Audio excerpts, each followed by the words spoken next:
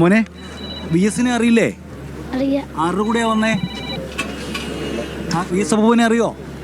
ഈ പൂവ് V S അപ്പൂപ്പന് കൊടുക്കാൻ കൊണ്ടുവന്നാ അല്ലേ? എന്താ മോളുടെ പേര്? എന്താ കുഞ്ഞു വരണമെന്ന് പറഞ്ഞു? കുഞ്ഞു വരണമെന്ന് പറഞ്ഞു. വീട്ടില് വി എസിന്റെ ഫോട്ടോ ഉണ്ട്.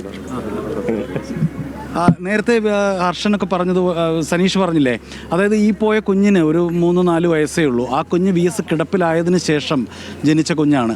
അങ്ങനെ ഈ നിൽക്കുന്ന മനുഷ്യരിത കൂട്ടമായി ആളുകൾ ഇങ്ങനെ എത്തിക്കൊണ്ടിരിക്കുകയാണ് ഇവിടേക്ക്. ഈ സമയത്ത് 2 മണി വരെയാണ് ഇപ്പോൾ ഇവിടെ പൊതുദർശനം പറഞ്ഞിരിക്കുന്നത്. പക്ഷേ ആ സമയം വരെ അതിനൊക്കെ ഒരുപാട് ശേഷവും ഇവിടെ ഈ അണമുറിയാത്ത ജനപ്രവാഹം ഇവിടെ തുടരും എന്നുള്ള കാര്യം ഉറപ്പാണ്. അപ്പോൾ ആ സമയത്ത് തന്നെ നേരത്തെ വി എസിൻ്റെ വീട്ടിൽ നിന്ന് 9 മണിക്കായിരുന്നു ദർബാർ ഹാളിലേക്ക് മാറ്റും എന്ന് പ്രഖ്യാപിച്ചിരുന്നത്. ആ സമയത്ത് തന്നെ ആ സമയക്രമം പാലിക്കാനായി.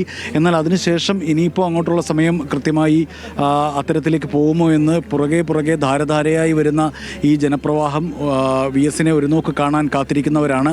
4-5 പ്രാവശ്യം SUT ആശുപത്രിയുടെ മുമ്പിൽ പോയി വി എസിനെ ഒന്ന് കാണാൻ കാത്തിരുന്നവരുണ്ട് എന്നൊക്കെ നമ്മൾ രാവിലെ പറയുകയുണ്ടായി. ഗദ്ഗത കണ്ഠരായി മനുഷ്യർ സംസാരിക്കുകയാണ്. നിറകണ്ണുകളോടെ സാധാരണക്കാർ, ഉദ്യോഗസ്ഥർ, യുവജന പ്രവർത്തകർ, വി എസിൻ്റെ എതിർപക്ഷ രാഷ്ട്രീയക്കാർ, കർഷക തൊഴിലാളികൾ, യുവജനങ്ങൾ, ഗവൺമെൻറ് ഉദ്യോഗസ്ഥർ, അധ്യാപകർ ഒക്കെ അങ്ങനെ ജീവിതത്തിൻ്റെ വിവിധ തുറകളിലുള്ള മനുഷ്യർ അവസാനമായി അദ്ദേഹത്തെ ഒരു നോക്ക് കാണാൻ വേണ്ടി എത്തിക്കൊണ്ടിരിക്കുകയാണ്. നേരത്തെ നമ്മൾ പറഞ്ഞതുപോലെ 1957 EMS സർക്കാർ അധികാരമേൽക്കുമ്പോൾ ആ അധികാരമേറ്റ ദിവസം പുന്നപ്ര വയലാർ രക്തസാക്ഷി മണ്ഡപത്തിൽ അന്ത്യാഞ്ജലി അർപ്പിച്ചതിന് ശേഷം EMSൻ്റെ വാഹനത്തിന് തൊട്ട് പിന്നാലെയാണ് വി എസ് അവസാനമായി ഈ തിരുവനന്തപുരത്തേക്ക് വരുന്നത്.